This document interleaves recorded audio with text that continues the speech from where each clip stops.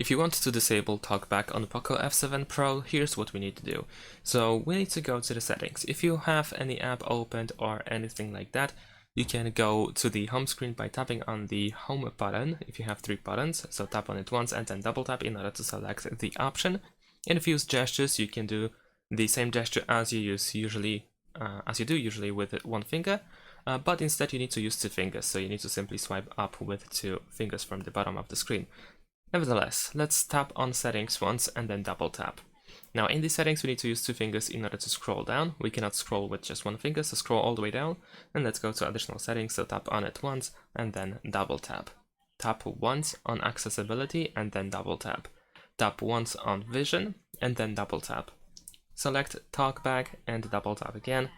And now tap on the use TalkBack option and then double tap in order to turn off the switcher. And of course we need to confirm, so we can tap on a turn off and then double tap.